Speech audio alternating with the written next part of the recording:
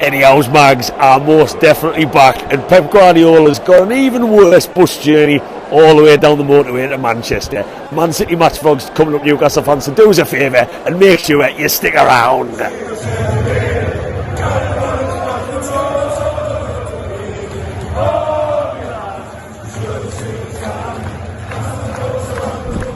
This time last week I was stood in the San Siro in the sweltering hot, in my shorts, a little bit burnt.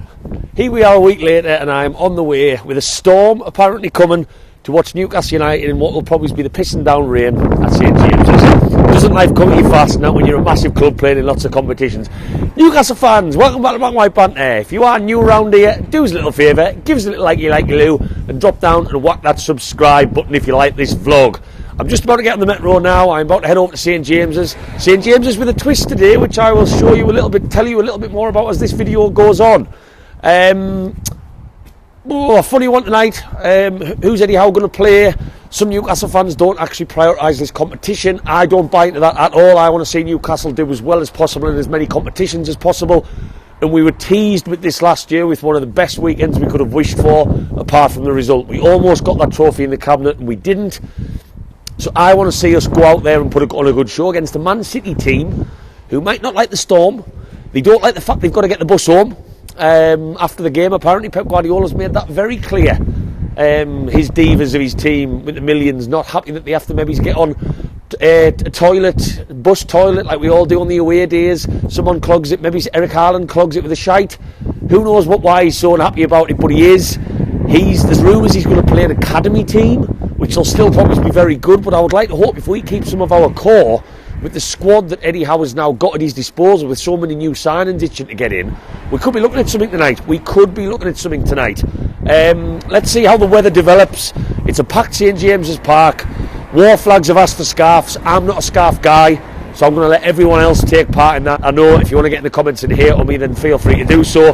But I'm going to get over there. I'm going to get amongst it in a slightly different seat tonight for very special reasons. So stay tuned to find out more. Let's get over there and let's see whether we can continue where we left off last season in this competition, winning most of the matches. Away the lads! Just touched down in Newcastle. Teams are out. We were all wondering who Eddie Howe was going to go for.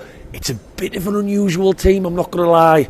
I wanted Botman in. His defence is very unusual. He's gone with Livermento. I'm excited to see him. He's gone with Hall, who I'm also very excited to see play.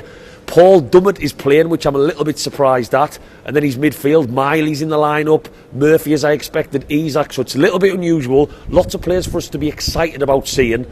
And Man City's team looks pretty strong, so this is going to be quite an interesting game. But as I say, I've just touched down. I am joined by my much wiser, much older brother. Craig's joining me for this one. Evening, everybody. How are you feeling about tonight? Man City in the Cup? Quietly confident. I think after Sunday, I think we just need to come off that high that we had, as amazing as Sunday was, and we just need to be a little more level-headed and grounded and realise who we're coming up against tonight. But yeah, feeling good, confident. Paul Dummett at centre-back. We haven't seen him for a very long time. Yeah, I was looking at the lineup on the way up, and yeah, I must admit a strange pick for Howe, but look, after Sunday, anything's possible. I'm all about that positivity. And just very quickly, whilst you're still in, I am actually the guest, as I said on my match preview, of Carabao Energy. Yes. I don't know how to put this, but I'm kind of a big deal. Well, I tell you what, I cannot find a can of Carabao anywhere. I wanted to start this video by cracking one open. We were going to crack one open and taste the Carabao, but yeah. I've tried 6 shops. As someone watching this, please let me know where I can buy Carabao.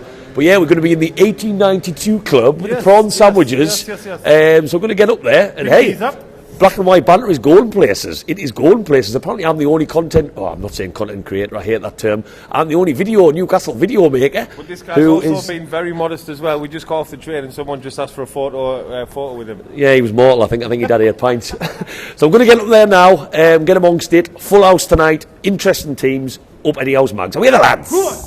So because I'm here, courtesy of Carabao Energy, I've even been practicing things I can say in the stands tonight, like, ooh, I just wish I had a lovely, refreshing Carabao. I was practicing in the house. Why do I think the Carabao Cup is a bigger competition than the Champions League? Well, that's obvious, because Carabao Cup is the most superior drink in the world.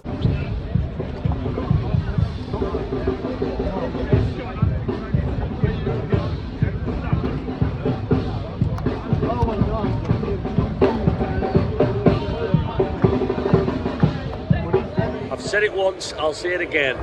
Digital ticketing can absolutely do one as far as I'm concerned. Queues absolutely everywhere. We're in the fancy entrance. Look at all them peasants down there in the normal seats.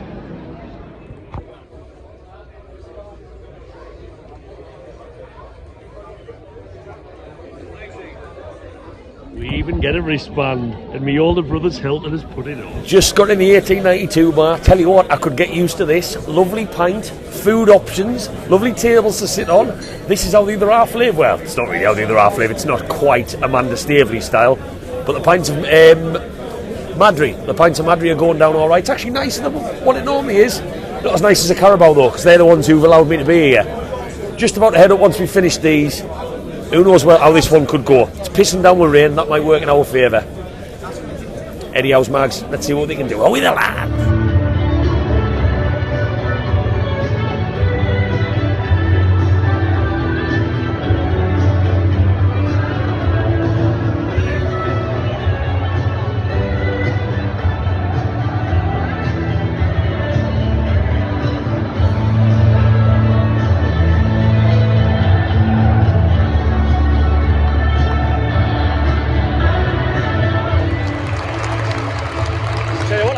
Sat in worse seats than these ones, mate. Christ.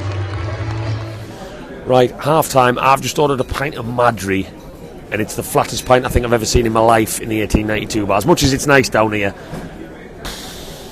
it summed up that game, that first half. Sorry.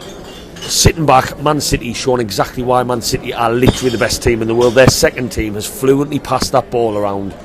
Like, it's just second nature to them. They haven't created very much though, and that's the main thing. And Jacob Murphy, oh, best chance of the half. We could have had the most unlikely half-time lead there ever known to man, because our possession stats would probably be about 5% in that first half. We haven't really got going in midfield. Joe Linton, I don't quite know what's wrong with him, but he doesn't look the same. I know he's been out injured, he doesn't look the same, Joe Linton.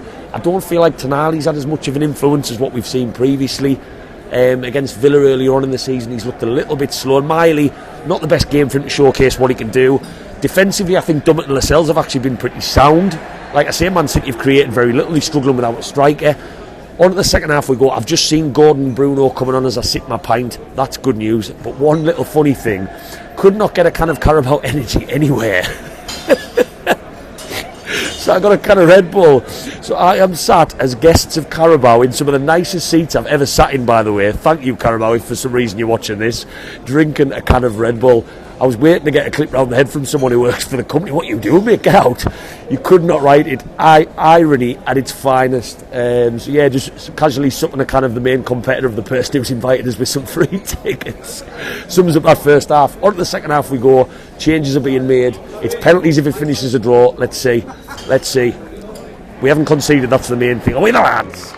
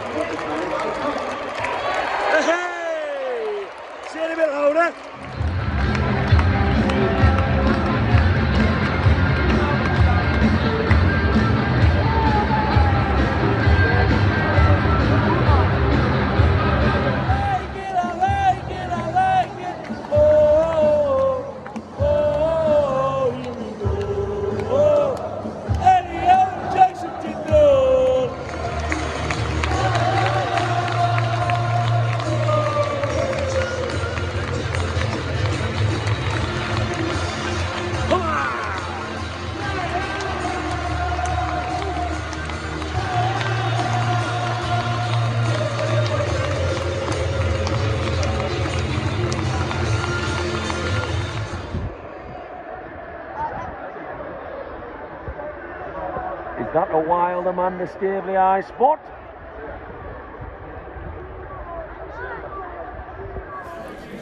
Right, I've came down from the 1892 bar and it stays open, which I did not realise. I'm joined by these lovely gentlemen, the boys from Blythe.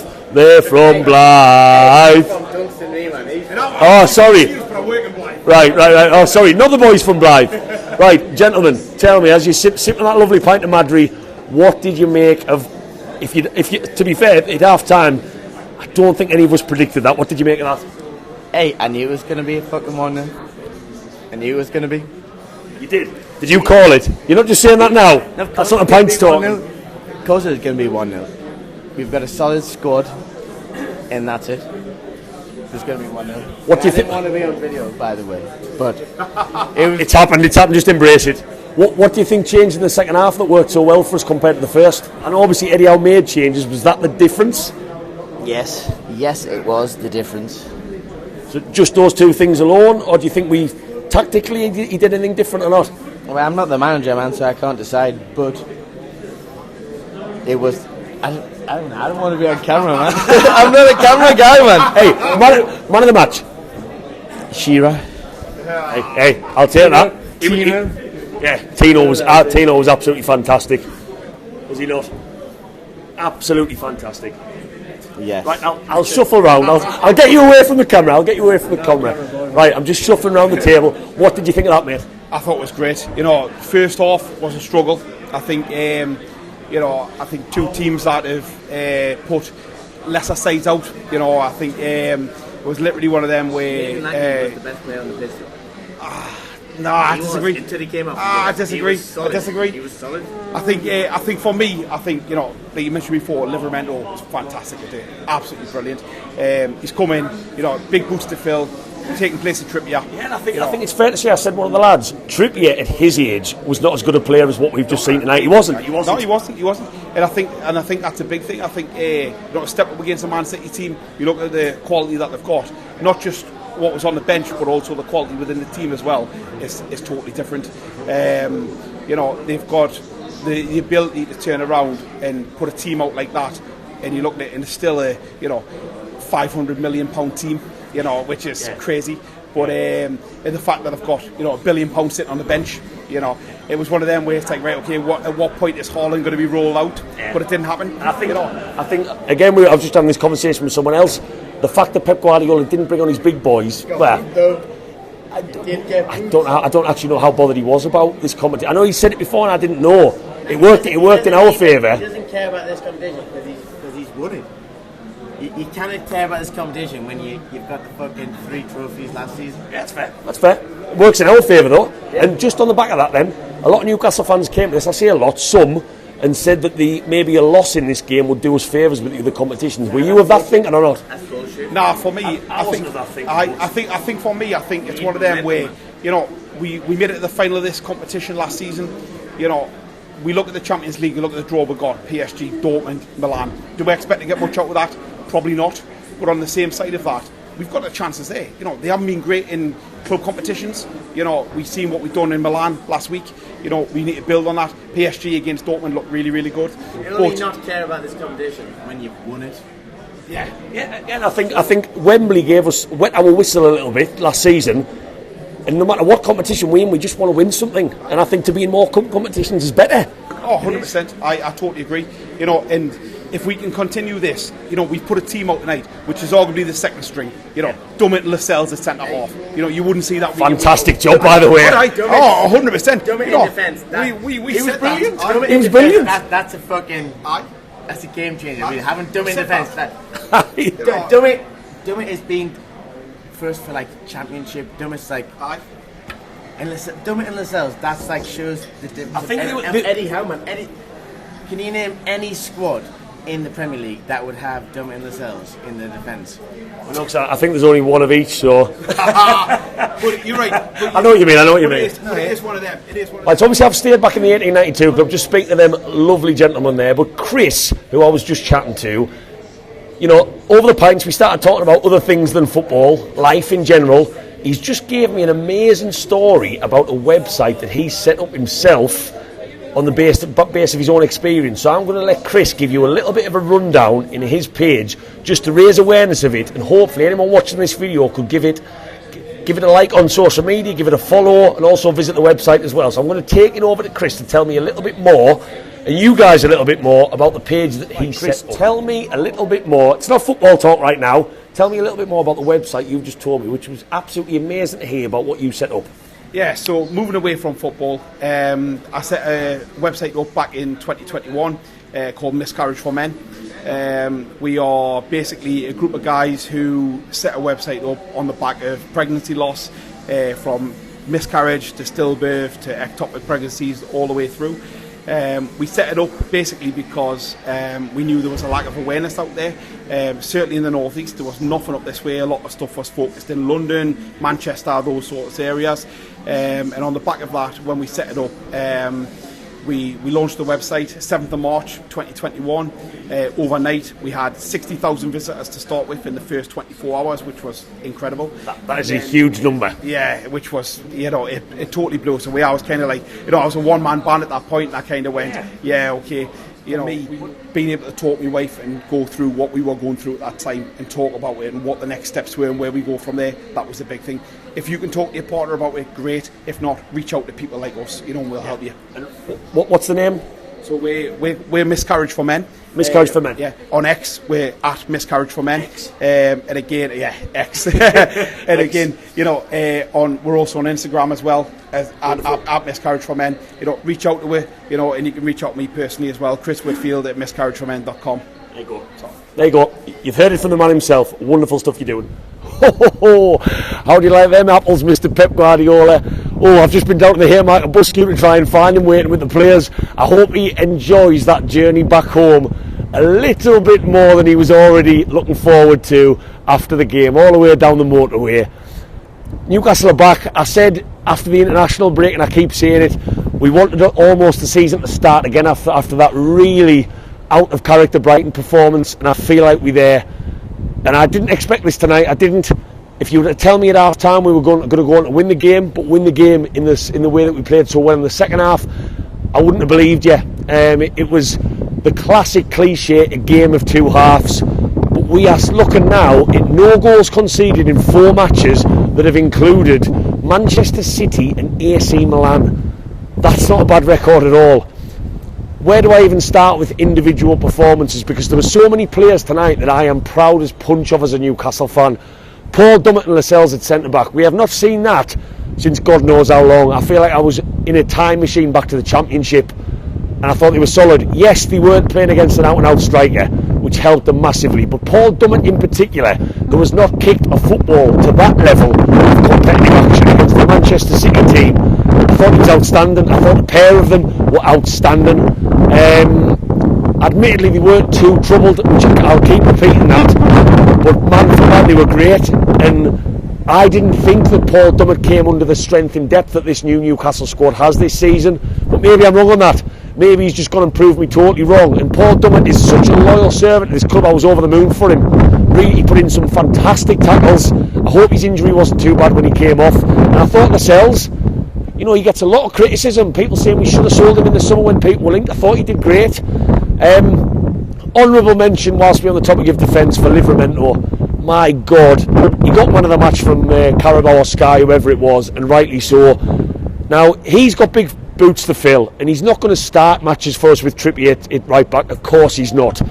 But Kieran Trippier, at the age of Livramento, was not a good a player. I thought Livramento looked so comfortable in that right back position. I thought his decision making, when to go forward, when to release the ball, was great, and rightly he picked up that man of the match award. Absolutely brilliant, and I can already see, and we knew he was a good player from what he did at Southampton despite his injuries. We can already see why the money was spent on him, and he is one for the future. He's not going to start in the Premier League unless something goes badly wrong with Trippier.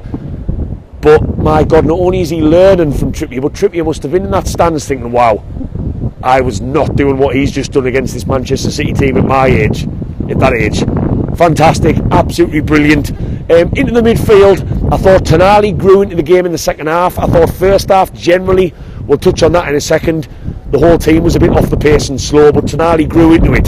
He was better in the second half. He had aggression. He showed more things than he's been famous for at AC Milan and loved for at AC Milan. And he was better. He really, really was. I thought, again, Isak, he wasn't as isolated in this game, of course, in the first half, and I'm going to keep saying that because I'm going to touch on the match itself in a second. Second half, he was good. His goal, he couldn't miss. Great little move down that right-hand side. There you go, Mr. Isak. Smash that one in. Go and celebrate with your lovely fans in the strawberry corner.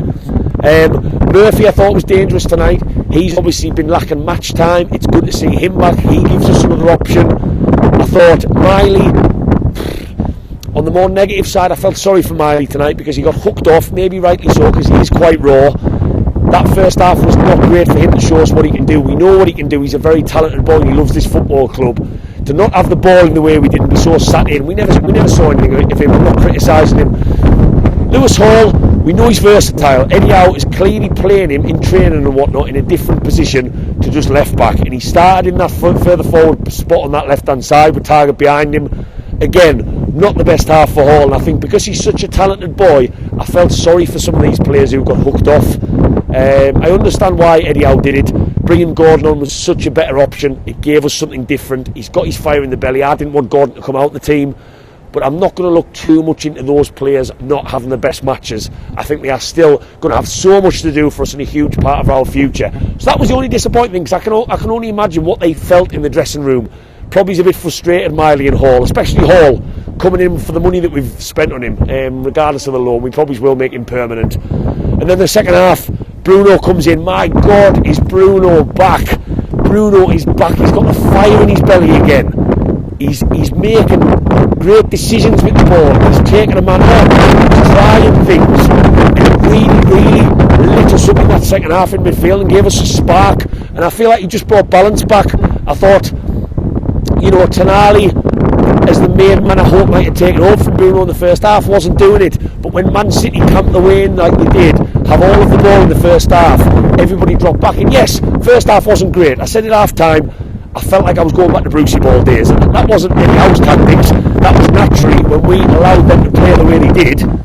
We had to sit back. We had no choice. Sorry, the wind is absolutely killing me. Storm Agnes is here. I hope Guardiola's bus is going to go back home.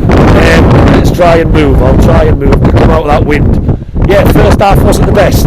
It wasn't.